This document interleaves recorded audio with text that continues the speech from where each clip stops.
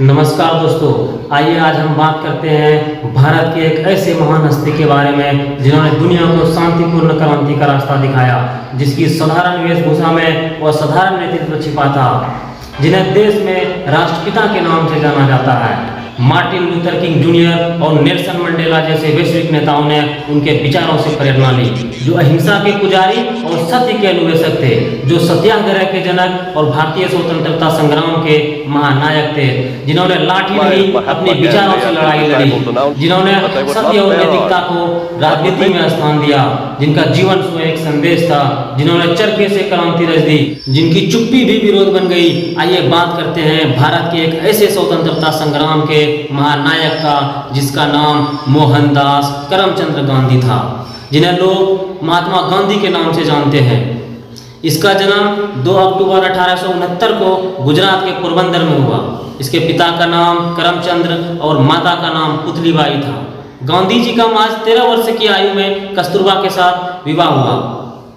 इसकी प्रारंभिक शिक्षा पोरबंदर के एक स्थानीय स्कूलों में हुआ। फिर बाद में इसका परिवार राजकोट चले गए और राजकोट में ही अल्फ्रेड हाई स्कूल से इन्होंने आगे की पढ़ाई की और वहीं से उन्होंने मैट्रिक की परीक्षा पास की। गांधी जी एक सामान्य विद्यार्थी थे और शर्मीले और ईमानदार भी थे। 1888 में कानून की डिग्री प्राप्त करने के लिए गांधी जी इंग्लैंड चले गए और वहां लंदन के यूनिवर्सिटी कॉलेज से इन्होंने बैरिस्टर की डिग्री प्राप्त किया। 1891 में वो भारत आ गए और भारत के राजकोट में ही उन्होंने वकालत शुरू कर दिया।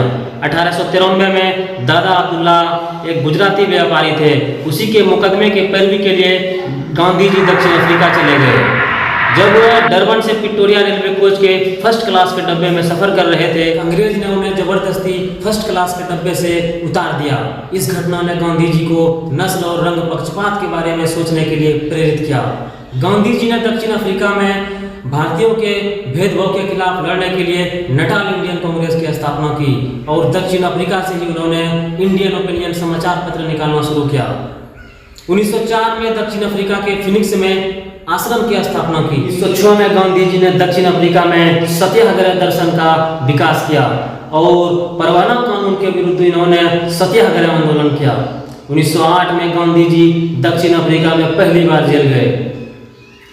गांधी जी इंग्लैंड से दक्षिण अफ्रीका आते समय जल जहाज के अंदर में हिंद स्वराज नामक पुस्तक जो गुजराती भाषा में लिखी। गांधी जी 9 जनवरी 1915 को भारत लौटे। इसी दिन प्रत्येक वर्ष भारत में प्रवासी दिवस के रूप में मनाया जाता है। भारत आने के बाद गांधी जी ने सबसे पहले यहाँ की पृष्ठभूमि और यहाँ के राजनीतिक स्थिति को समझने का प्रयास किया। इसी क्रम में वे गोपाल कृष्ण गोखले जी से काफ़ी प्रभावित हुए और उन्हें ही अपना गुरु मान लिए। भारत आने के बाद गांधी जी ने सबसे पहले गुजरात के अहमदाबाद में कोचरब आश्रम स्थापित किए।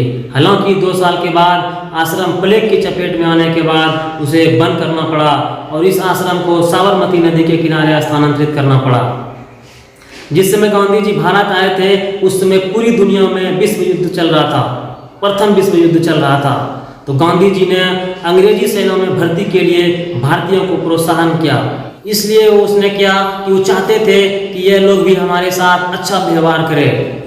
इसके बदले में अंग्रेजों ने उसे 1915 ईस्वी में केसर हिंद की उपाधि दी। वही गांधी जिसने बड़े बड़े आंदोलन का नेतृत्व किया, जैसे असहयोग आंदोलन, चंपारण सत्याग्रह, भारत छोड़ो आंदोलन, अहमदाबाद मिल मजदूर आंदोलन, इतने बड़े बड़े आंदोलन का हिस्सा गांधी जी बने। इन्होंने हमेशा देश के खातिर लड़ा। इन्होंने देश की आज़ादी के लिए दिन रात एक कर दिए। वही गांधी जिसने कहा था सिद्धांत के बिना राजनीति नहीं और चरित्र के बिना ज्ञान नहीं।